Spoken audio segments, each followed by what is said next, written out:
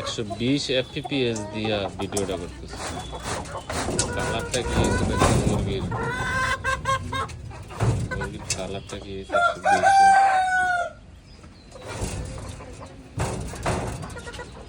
Hello guys, আপনারা দেখতেছেন আমার বড় ভাইয়ের নতুন কি, হ্যাঁ, ডেইরি খামার না পোল্ট্রি খামার? পোল্ট্রি খামার।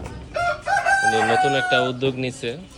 ইতিপূর্বে আপনারা সবাই জানেন উনি অনেক বিজনেসে হাত দিছে এবং প্রত্যেকটাই উনি সাকসেস। উনি একজন সফল উদ্যোক্তা।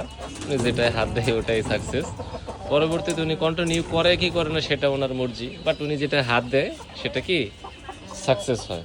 তো বরাবরের মতো এবারও উনি একটা পোলট্রি খামারে হাত দিছে। আপনারা আরো জেনে আনন্দিত হবেন সবাই যে এই মুরগিগুলা সদূর বান্দরবন থেকে আগত। এগুলো আমাদের গাজীপুরের মুরগি না। মুরগিগুলোকে পাহাড়ীয় মুরগি বলা হয়, আরো হ্যাঁ হিলি মুরগিও বলা হয়। এই বিষয়ে যদি আপনারা আরো বিস্তারিত জানতে চান, এগুলো লালন পালন সম্বন্ধে, একটা লাজ্জা মুরগিও আছে, তো এই সমস্ত বিষয়ে আপনারা বড় ভাইয়ের সাথে যোগাযোগ করতে পারেন। উনি খুবই সহজ সরল এবং আন্তরিক একজন মানুষ। আপনাদের এই বিষয়ে বিস্তারিত ইনফরমেশন দিয়ে সাহায্য সহযোগিতা করবে।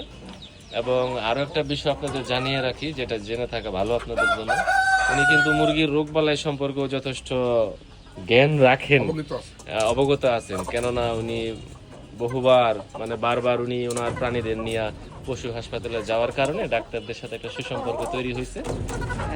এই সমস্ত বিষয় আপনারা ওনার সাথে যোগাযোগ করেন। ভালো থাকবেন সবাই।